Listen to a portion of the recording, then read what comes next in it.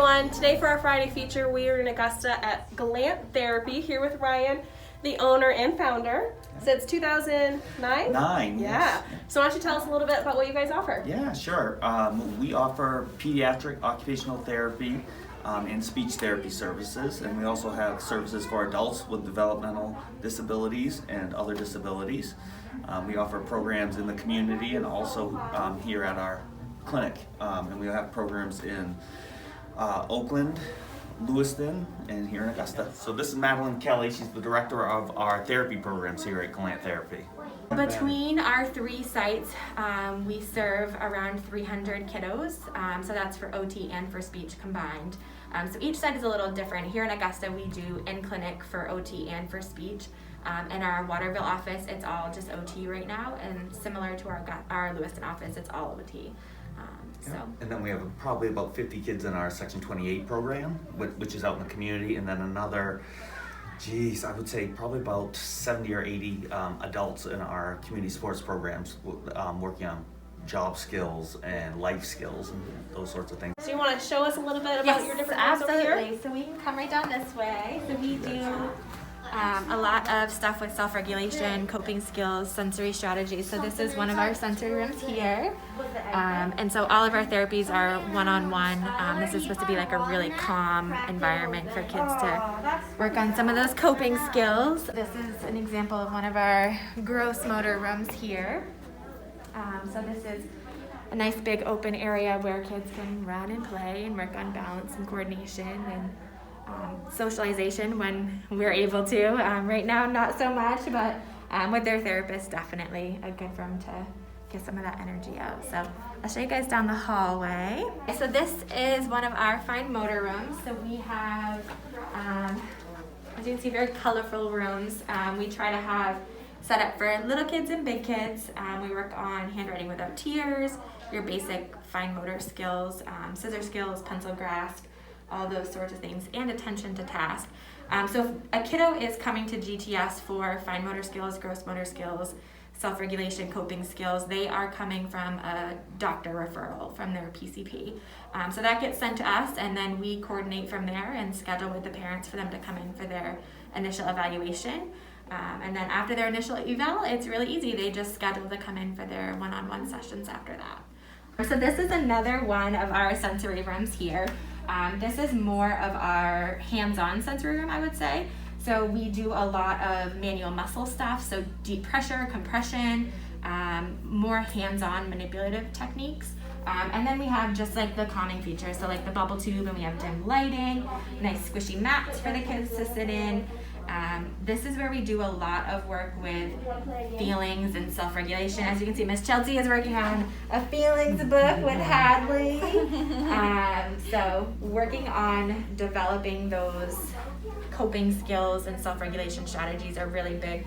Most of the kiddos that we see are in that co-regulation stage, so they're really depending on their parents or caregivers or teachers to help them regulate throughout the day, and they're not able to do that by themselves. So we're trying to teach kids the tools and strategies to be able to do that by themselves.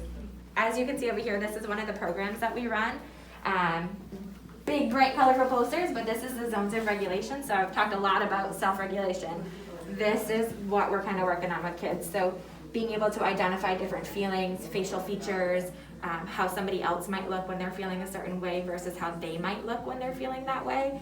And then what do they do with those big feelings? So if you are feeling really frustrated, what is a strategy that you can use to help get yourself back to the green zone? So that's constantly what we're referencing during our sessions, is talking about their emotions. So most kids can identify the really basic, happy, sad, maybe even angry, but those more complex like jealousy, those are really challenging to be able to identify. So that's a lot of what we work on. This is called our jungle gym.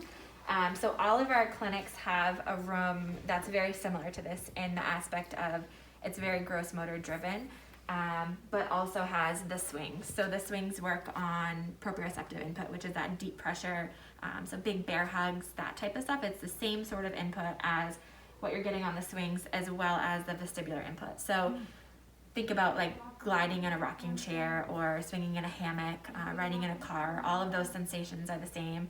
that we're trying to kind of reenact with using the swings, and we have different types of swings to work on different types of input. So we have swings that work on really like hugging that deep pressure input as well as the vestibular, and some that are very traditional to like your typical swings, but they can lay down and get more relaxed on the swings.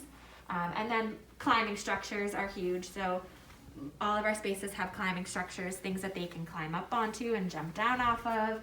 And then as I was talking about before, schedule. So that's huge for us. It creates our structure. So we do all of our schedules with kids in a variety of different ways. But this kind of is our hub. So we tend to start here and then we kind of spread out as we go. Right now with COVID, we are doing one therapist in each treatment space just to keep it nice and safe. But generally this room would be buzzing and we'd have 3 therapists and 3 kids kind of running around, interacting, which is super fun. Our kitchen space, so we really love having kitchens in all of our clinics for the main purpose of being able to get really super messy. Not only that, but also some of those life skills that we were talking about. So cooking, following a recipe, attention to task, some of those cognitive skills all are worked on right in here.